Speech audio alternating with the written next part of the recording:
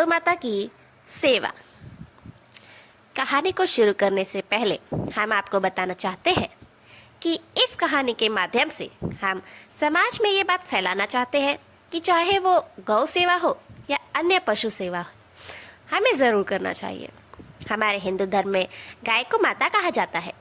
गाय को माँ का रूप माना जाता है और गौमूत्र से तो पंचामृत भी बनता है। गाय के गोबर को सूखने के बाद हर पूजा विधि में उसे हवन कुंड में डालकर उस पर घी डालकर हवन पूजा सब की जाती है। इस तरह से गौ माता हमें लाभ ही लाभ देती है। हम गौ माता की सेवा क्यों नहीं करना चाहते? आज के समाज में ज़्यादा से ज़्यादा लोग गौ सेवा को पुराना ज़माना, पुरानी चीज़ कहते हैं और यही कहकर टाल देते हैं, लेकिन हमें ऐसा नहीं करना चाहिए। यही तो जीवन है। आजकल के बच्चे तो गौ सेवा का मतलब अपने हाथों को गंदा करना समझते हैं। उन्हें तो गौ सेवा का मतलब ही नहीं पता। आखिर हमारे आने वाली पीढ़ियों को ये सब कौन समझाएगा कि जीवन का असली सुख तो भक्ति में ही है। गौ माता के लिए हमने ये कहानी बनाई है। कृपया इस कहानी को पूरा अंत तक ज़रूर सुनें। अगर नहीं सुना तो बाद में पछताना पड़ेगा। इस कहानी से आपको बहुत कुछ सीखने को मिलेगा। आपकी ज़िंदगी बदल सकती है ये कहानी। रूहानी आजकल के ज़माने की बच्ची थी, 21वीं सदी की लड़की थी वो, लेकिन फिर भी उसका मन पुरानी चीज़ों में, पशु सेवा में, पक्षियों को पानी पिलाने में और साथ ही साथ पढ़ाई में भी बहुत लगता था। उसे सबसे ज़्यादा गाय पसंद थी, क्योंकि गाय दूध देती है और गाय को माता कहा जाता है। रूहानी की माँ भी गौ माता को बहुत मानती थी। जब भी गौ माता देखती है, उनके नाम पर कुछ न कुछ दान या उन्हें कुछ न कुछ खाना ज़रूर खिलाती है। लेकिन वक्त के साथ साथ वो शहर में रहते रहते बहुत मॉडर्न हो गई और अब वह गौशाला भी नहीं जाती थी। लेकिन रूहानी हर रोज़ गौशाला जाती थी और हर संडे अपना स्कूल का होमवर्क कंप्लीट करके ग्राउंड में जाकर पक्षियों को दाना और पशुओं को भी खाना खिलाती थी।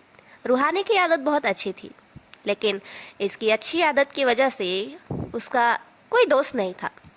सारे बच्चे ये कहते थे कि रूहानी पुराने ज़माने की है, ऐसी है, वैसी है, बहुत पूजा पाठ करती है, हम उसके साथ नहीं खेलेंगे, हम उसके दोस्त नहीं बनेंगे।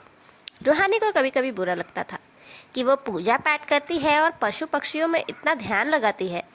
इस बात से सबको इतनी दिक्कत क्यों है? क्यों कोई उसका दोस्त नहीं बनता? वो हमेशा अपनी माँ से ये बात पूछती थी। उसकी माँ हमेशा उसे यही बात बताती थी, बेटा आजकल के ज़माने में ये सब कौन करता है जो तू कर रही है?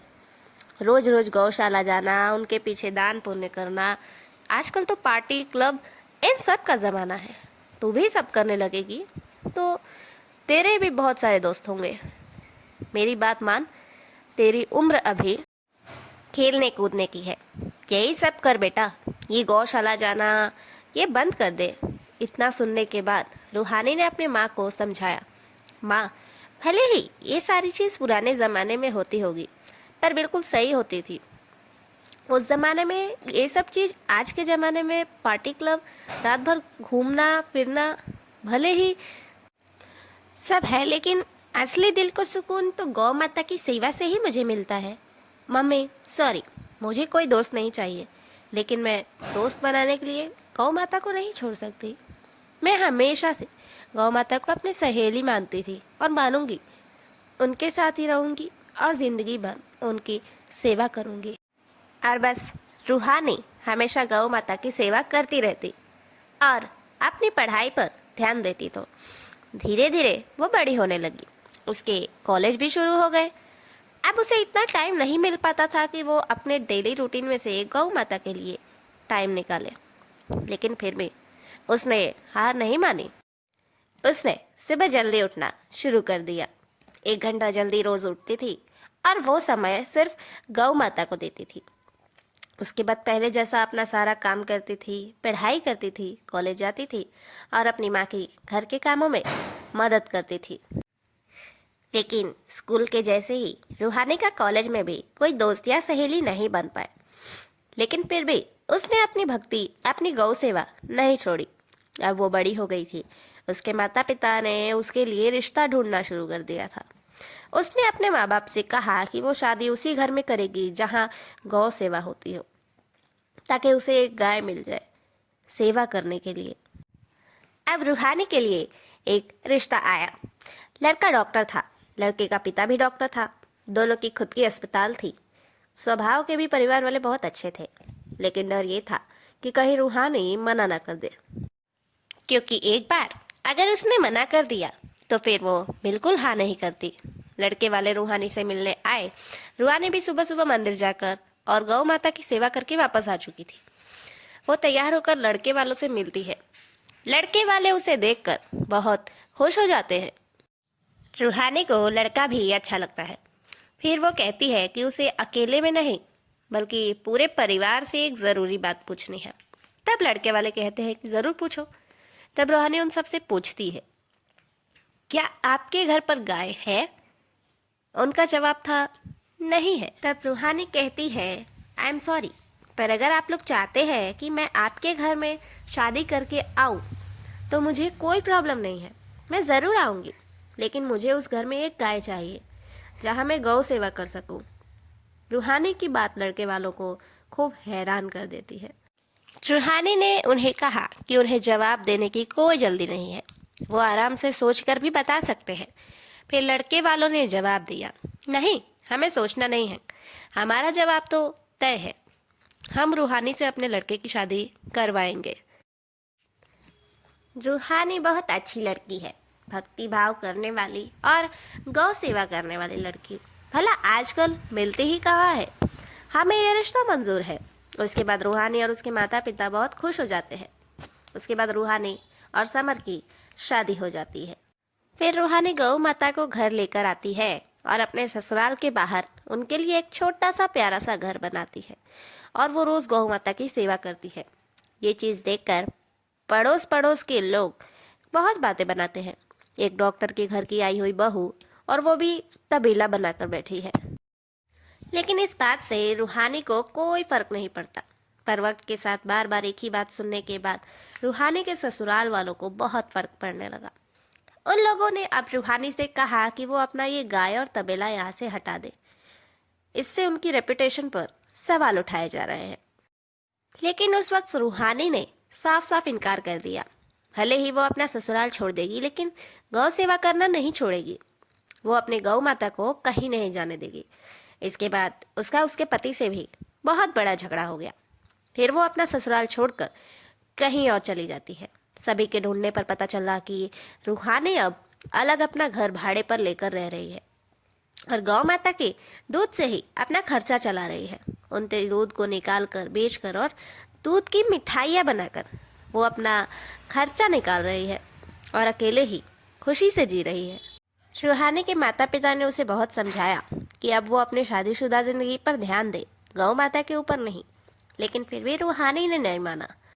उसने साफ साफ कहा कि उसकी गौ माता के लिए अगर जहाँ इज्जत नहीं होगी वहाँ वो जगह छोड़ देगी। उसे दुनिया भी छोड़ने पड़े तो वो नहीं कतराएगी। रूहानी ने अपने माता पिता को समझाया, सांसारिक जीवन जीने वाले आदमी तो एक ना एक दिन पाप के भागीदार हो ही जाता है, लेकिन भक्ति की राह पर चलने वाला और गौ माता की सेवा करने वाला अपने हर पाप, हर गलती को सिर्फ गौ माता की सेवा से ही धो देता है। मुझे खुशी है और मुझे गर्व है इस बात का कि मैं गौ माता के लिए अपना सब कुछ छोड़ चुकी हूँ और छोड़ने को तैयार भी हूँ। मुझे बिल्कुल अफसोस नहीं है। मैं वो ससुराल कभी वापस नहीं जाऊंगी जहाँ मेरी गौ माता का अपमान हुआ हो। उसके माता पिता उसकी बात में हामी भरते हैं और वहाँ से चले जाते हैं। कुछ महीने ऐसे ही बीत गए। इधर रूहानी के ससुराल में कुछ भी ठीक नहीं था। उसके पति और ससुर के अस्पताल में बहुत प्रॉब्लम्स आ रही थी। यहाँ तक कि अस्पताल के एक स्टाफ की गलती की वजह से एक पेशेंट की जान चली जाती है, जिस वजह से उसके अस्पताल पर पेशेंट के घर वालों ने केस कर दिया होता है। इस जाल से निकलना आसान नहीं था। यहाँ तक कि मौका का फायदा उठाकर चोर ने आकर इनका घर भी लूट लिया था। अब इनके पास पैसे भी नहीं थे कि ये लोग कैसे लड़े। उस मुश्किल वक्त में इनका क्या करना चाहिए कुछ समझ में ही नहीं आ रहा था। रूहानी को इस बात की खबर हुई। उसके बाद वो अपने पति को फ़ोन करके अकेले में मिलने के लिए बुलाती है।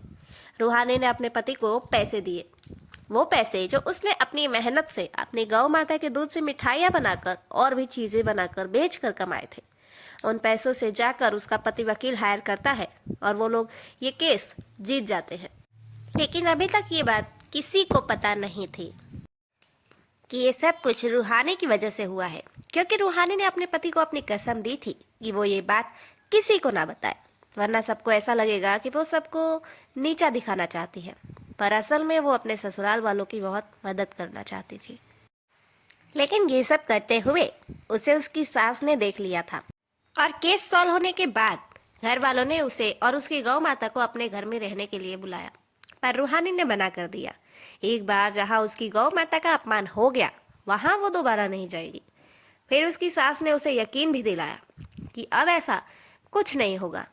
आखिर रूहानी ने ही उस परिवार की इज्जत जान सब कुछ बचाई थी, और वो भी अपनी गौ माता की मदद से। तो अब उस घर में रूहानी और गौ माता दोनों की इज्जत होने लगी, और गौ माता की सेवा तो आप पूरा परिवार मिलकर करने लगा। दोस्तों, भक्ति और शक्ति दोनों में कितना फर्क है।